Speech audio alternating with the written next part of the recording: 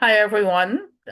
We would like to welcome Dr. Hannah Grossman from UCLA Duke University National Center for Child Traumatic Stress. And Dr. Grossman will be talking about designing learning climate for collaborative reasoning. I'm going to turn it over to Hannah so that she can actually introduce herself more if she would like to. Thank you very much. Thank you so much. Um, I'm Dr. Hannah Grossman. I am the program leader for the core curriculum on childhood trauma.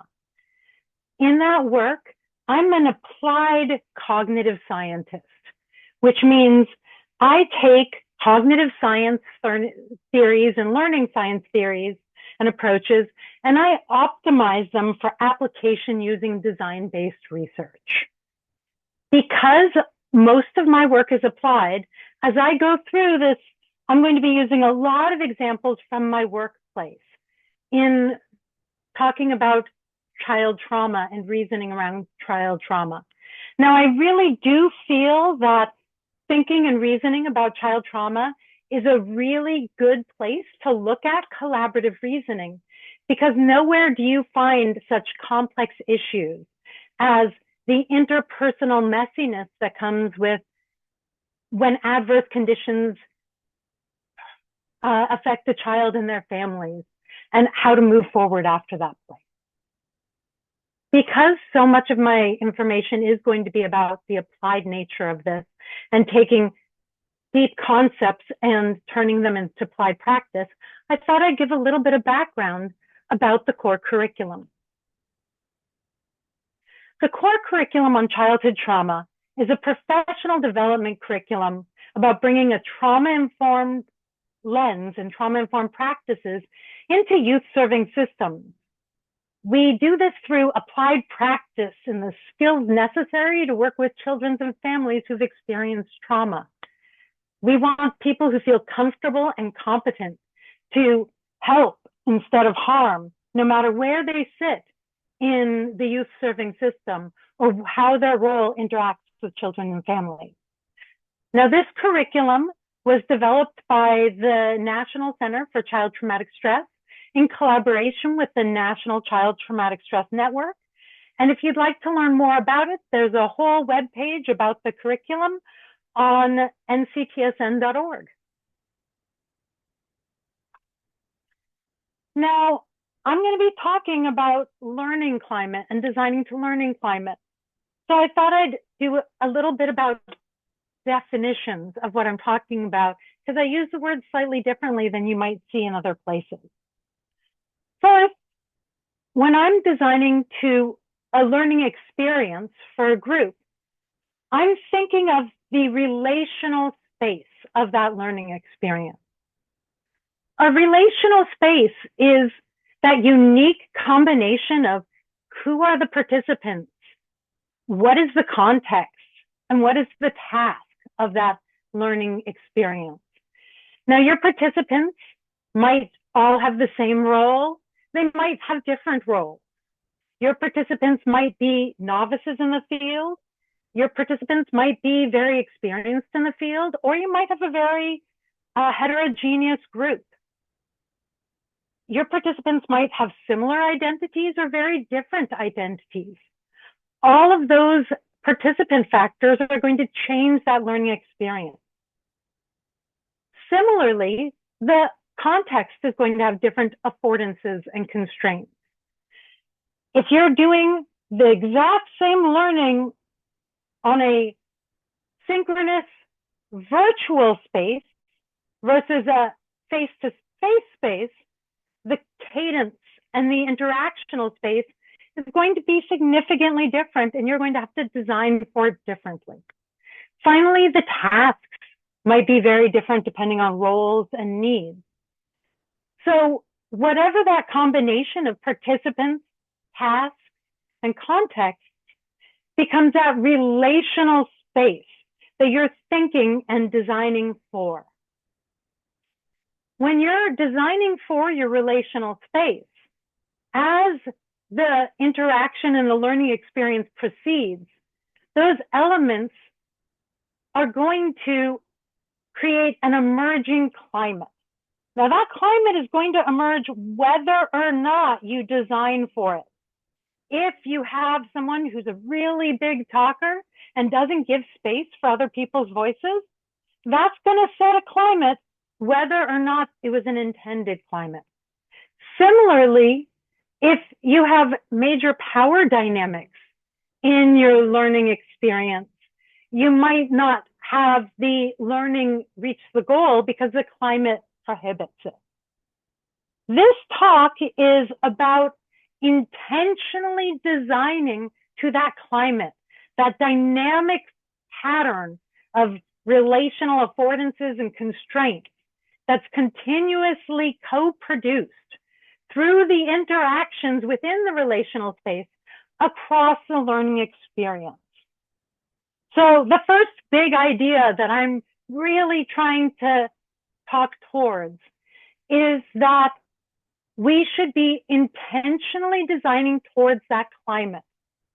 Now, you might have heard people talk about culture to mean a similar thing to that climate here. However, a culture is much more static than the emerging climate as it moves forward and cannot be as easily designed for as climate. So in this case, I am using the phrase climate to set that. So these are kind of the two definitions I'm wanting to play with. And let's move forward and think about collaborative reasoning together. When we talk about collaborating together and the reasoning that goes into collaboration, I like to use a cognitive load framework and think about that work of collaboration. When you're sitting in a space together, sharing ideas, reasoning, making decisions together, there are a lot of things that determine whether that's going to be a successful process or not.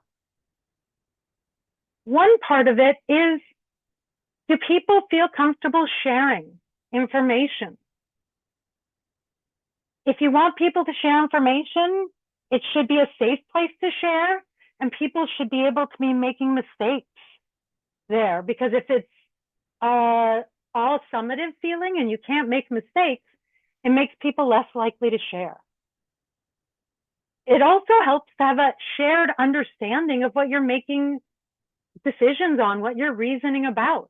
If one person is reasoning on one thing and another person is reasoning on a different topic, you're not going to make such strong decisions about it. So having clear understandings of goals and ways of contributing, both cognitive and social emotional, can really support that shared understanding. Being able to reason and compare and contrast different ideas and different options makes that collaborative reasoning much more powerful as well. Things that help you organize and sort through information, conceptualize it in similar ways together. Things like discussion questions and facilitator problems can really support that collaborative reasoning and by supporting comparing and contrasting. Finally, people need to be able to kind of connect the information to what they already think and what they already know. So having things that support remembering can be really helpful in that. Things that will prime and prompt learners to guide incorporating their prior knowledge and their lived experience into the learning experience. So when I'm thinking of the climate that I'm trying to build to support this work of collaborative reasoning, I'm thinking of the interactional interventions that would support that sort of work. If my participants are coming in with diverse perspectives and prior knowledge and lived experiences, I want to give them places to share their perspectives and priming that relevant prior knowledge. If I'm doing this in a context I know that I want balanced power and voice dynamics. I want room and space for perspective sharing. I want organization to support meaning making. I'm going to reduce power dynamics that inhibit sharing. I might reduce the extraneous cognitive loads that make figuring out what to share and how to share more difficult. Similarly, if I want perspectives to combine, if I want to have ease in comparing and contrasting, if I want problem scoped and sequenced for the analysis, I want that facilitated in such a way that that's not just sitting on the group that's doing that learning, but that's sitting in the facilitator space. So when I'm talking about designing the learning climate for collaborative reasoning, I'm trying to create interactional interventions that allow these climate goals to create the space for really powerful collaborative thinking. Now, most of us are already, as we're designing, thinking and incorporating some of this, thinking about climate into our learning experiences. I just want to spend a second reflecting how you're currently designing for the climate you want in your learning experiences, and how this thinking is already part of what you might be doing as you're designing a learning experience.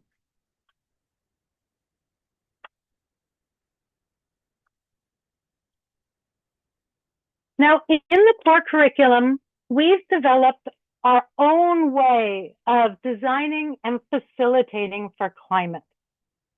I'm going to be sharing it as an example of how these kind of climate goals can be enacted through a facilitated problem-based learning process. I'm going to begin with the integrative trauma and healing framework. We use this framework in the core curriculum to frame what we think of as a trauma-informed learning climate. The framework is composed of 5 statements. I'm going to read the 5 statements out loud. I would love it if you reflect on the 5 statements as I do. We begin whole. Our birthright includes safety, agency, dignity, and belonging, fundamental needs of all beings. We embody trauma and healing across 5 layers: individual, collective, systemic, intergenerational, and historical. Trauma interrupts. Trauma is the harmful interruption and disintegration of safety, agency, dignity, and belonging. Trauma overwhelms. Trauma is experienced throughout the body-brain, overwhelming our ability to cope with and integrate thoughts, sensations, and emotions connected to an experience. We can be whole again. Pathways to healing occur anytime we do anything that restores or promotes safety, agency, dignity, and belonging, and moves bodies towards integration and wholeness. Now, I love this framework because it's so accessible to people across different settings. When you say that trauma is the harmful interruption and disintegration of safety, agency, dignity, and belonging, each of us can think of a time where our safety has been violated and we felt that as a harm. Our agency has been violated and we needed to make changes and fight back against it because it felt so disruptive and adverse to us. Where our dignity was violated and we no longer wanted to participate anymore, or where we were othered and we did not belong, and so we did not participate or contribute. It gives us a lot of lessons about learning too, because when our body brain is overwhelming our ability to cope with and integrate thoughts, sensations, and emotions connected to that experience, that would get in the way of learning from that experience. So when we want to learn from experiences, when we want to create healing-centered learning, we want to create a learning space where all of our learners are feeling safe, are feeling dignified, are feeling empowered and feeling included. So they're not dedicating their cognitive resources to dealing with and coping with the harms, but instead they can put those cognitive resources to the collaborative learning process and to learning and interacting together.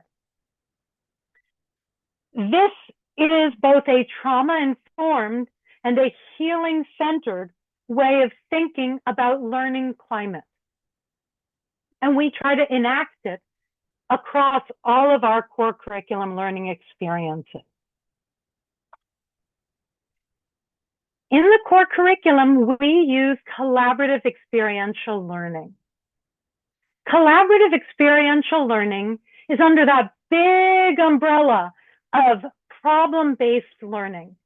It's a structured adaptation of problem-based learning that uses case-based inquiry with added facilitation support for social emotional skills and strategies, trauma-informed climate creation, and cognitive load management to enable strong collaborative reasoning around complex problems. So we intentionally train our facilitators in how to co-create this trauma-informed climate. And that's what I'm sharing right now. These are actual materials we do use with our facilitators in training them for this work. Before we begin, though, I want to share a learning artifact that came from talking to our facilitators who have experienced our curriculum and exploring how this collaborative experiential learning supports safety, agency, dignity, and belonging in the learning experience. Each one of these ideas was produced by a learner in one of our learning experiences.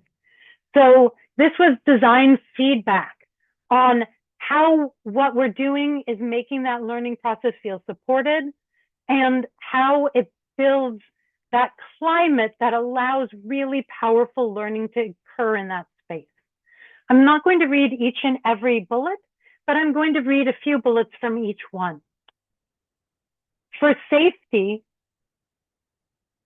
learners said, there's no expectation for agreement. We have guidelines that prompt the climate.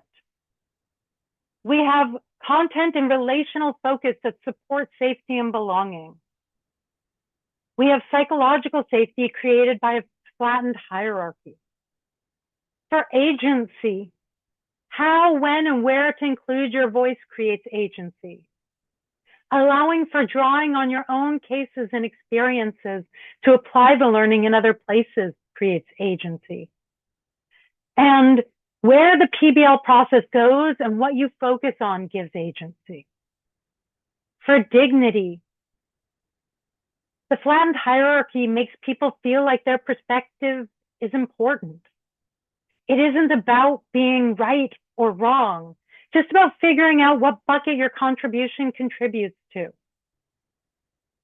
Core concepts give voice to victims of trauma and pathways to honor their dignity.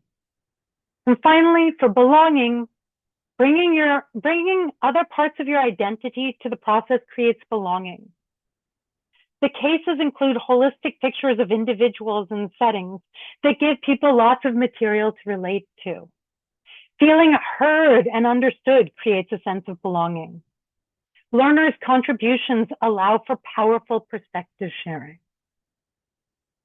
So These climate goals can be enacted through the process. The first part we do to create a shared understanding that our time together is not just about learning those content outcomes, but about the relational space and how we nurture it, is we have collaborative guidelines for our tools and discussions that we share at the beginning of a training. We say that when we're dealing with trauma and traumatic material, it can be really sensitive to examine. And we're very intentional about creating a climate where people can share their perspectives. We review these guidelines on safety, agency, dignity, and belonging. Respecting the group's privacy and confidentiality, addressing conflict as it arises, creating a climate of vulnerability and bravery in sharing, normalizing questioning the unknown and speaking in rough draft for agency, providing spaces and places for participants' voices for agency, and collaboratively identifying and mitigating barriers to contribution and participation.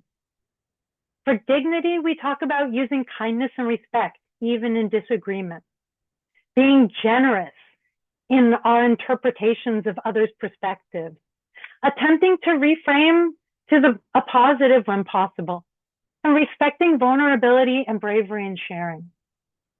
For belonging, we talk about practicing active listening and participation, showing appreciation for people's contributions, paying attention to relationships and feelings, and creating pathways for contribution and resource sharing.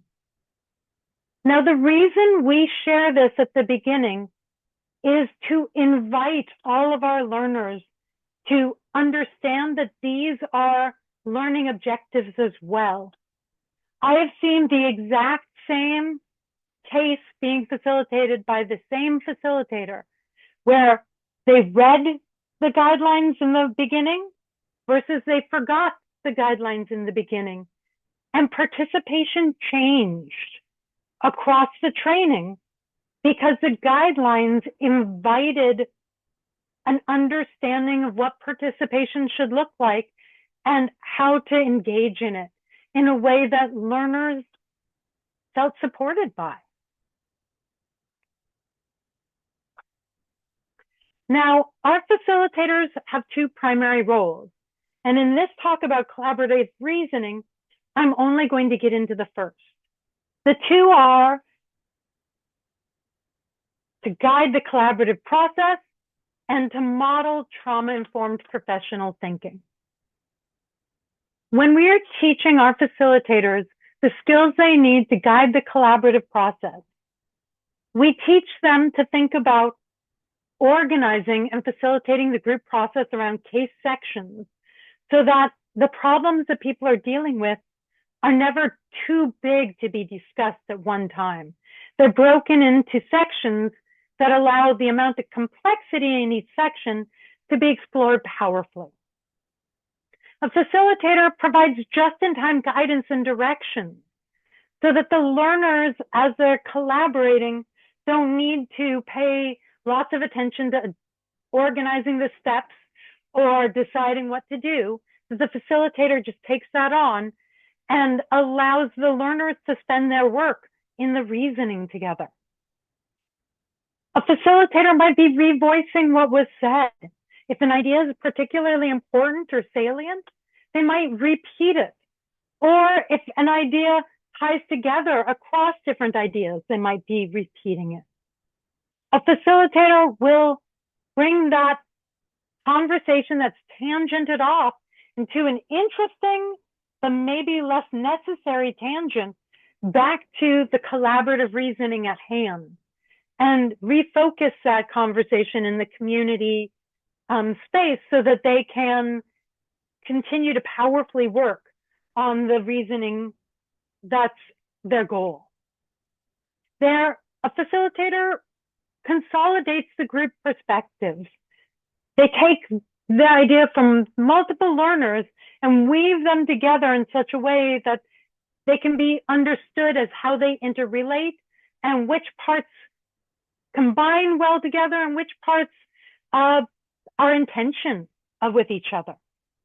Finally, especially around our trauma-informed content, our facilitators support psychological safety and mitigate secondary traumatic stress reactions so that if a learner isn't feeling safe interacting, conditions are changed and the climate is impacted in such a way that a learner can be in that learning space.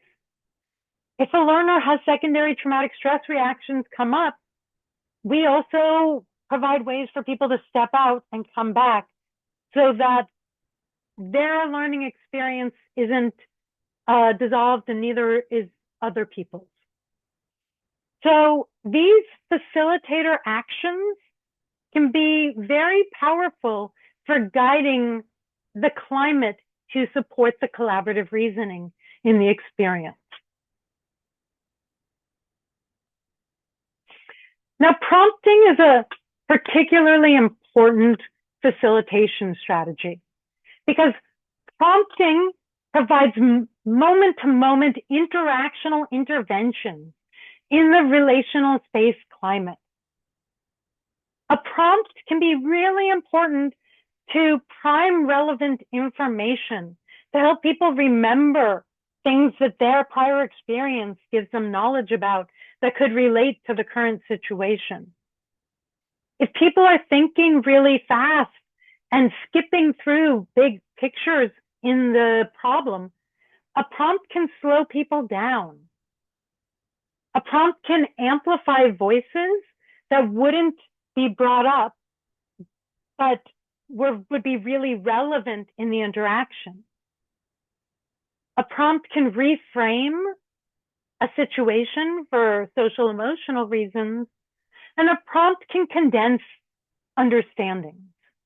So you might use a prompt to connect case material to current societal factors. For example, if you had a situation where you were talking about AI use, you might use a prompt about the loneliness epidemic and how that is interacting with AI use for incorporating that factor. You can use prompts to integrate multiple perspectives from multidisciplinary conversations. So how AI use might look different in a small group, in a cross-team situation versus for a specific brainstorming in the same team. Or you can use prompts for your audience to explore topical issues. Prompts are very good ways of making micro adaptations to that relational space just in time so that the climate doesn't go into places you don't want it to. A huge part of what we use in the core curriculum are heuristic tools to support combining perspectives. We have these tools, so we have groups fill in together, just like the learning artifact of the trauma-informed climate about safety, agency, dignity, and belonging. We have graphic organizers to collect voice around any number of learning objectives. We use these graphic organizers for a number of different reasons. First, they help keep multiple concepts in the mind simultaneously. They help you think about what bad things are happening to the child, to their family, and things related to the community and society that are bad. That allows you to think much broader than you would without the graphic organizer that gives you the places to hold that complexity. They organize information so that it can be processed more efficiently. It's a lot easier to listen to other people sharing information when it's all being held in a visual space that you can refresh that information with.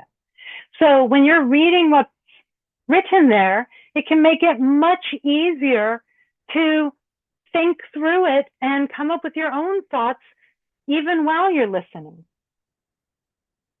The tools provide conceptual bins that make categorization more supported. Sometimes a bin is a really easy thing to see, like how it's affecting the child or the family might be really clear, but it might be really more difficult to see the role community and society plays on it, though no less important. Just having a box there primes your learners to think about that space and can make that reasoning together more powerful. Finally, those visual representations make it much easier to make sure everyone is creating a similar problem representation and shared understanding of the task. Having a little box that says what levels and layers you're going to look at can make it much easier to make sure you're talking together instead of talking at each other, and make it easier to share perspectives and feel heard as you're sharing perspectives.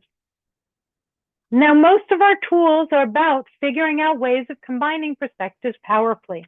And I'm just going to show you a few examples to make that easier to understand.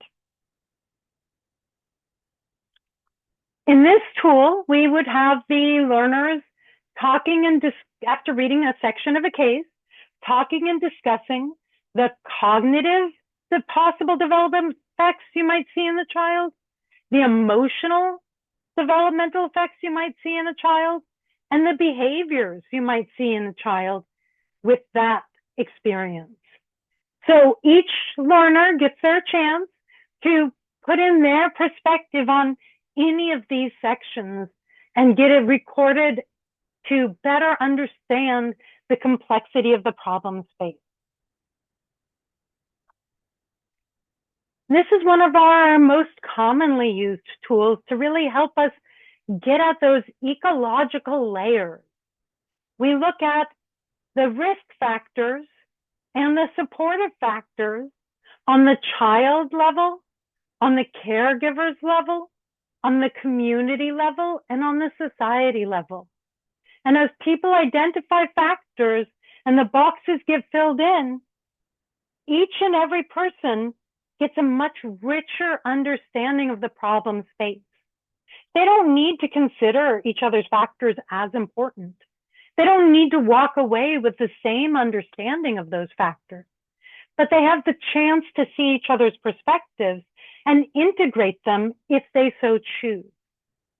This is also really helpful in that in our behavioral health spaces, we tend to use medical models that focus very heavily on risk factors and underrepresent supportive factors. By just having those conceptual bins to record those supportive factors, it allows learners to fill that space and think about what could be supportive for that child, for that family, in that community, in that society, that could be used to intervene and make that child feel more supported in their world. Now, the last bit of the collaborative experiential learning that I want to put a lens to is using discussion questions. We use discussion questions to enhance discussion amongst learners and honestly to make it easier for facilitators to invite exploration instead of just answering a question. We use discussion questions for 3 tasks primarily. First, we use them to reframe thinking. For example, based on your reading of the family history from the uncle, What materials might you recommend for him as psychoeducation to better fulfill his caregiving role? If this group has just been spending time applying the core concepts, this reframing with the discussion question uses that same information in a very different direction about psychoeducation and educational material. Discussion questions could also be used for focusing on less prominent topics. For example, what kind of trauma symptoms are we seeing in the client's newborn sister? Maybe we're talking about a child who's experienced domestic violence issues, and the primary focus is the one child, but there's a second child in the mix. We might want to have that lens looking at both, and we might bring up that less prominent topic with the discussion question. Finally, and most often, we use discussion questions for summarizing decision points. We'll have learners fill out something like a protective shields map and really look at the complexity. And then we'll use a discussion question to help them decide what they would do next after that. How do these factors impact how you would prioritize where to start with a client is an example of that. So in this breakdown of the facilitator materials for climate, I tried to show you how we are designing our learning relational spaces to support a trauma-informed climate and make that learning experience more powerful for the learners through use of that trauma-informed climate.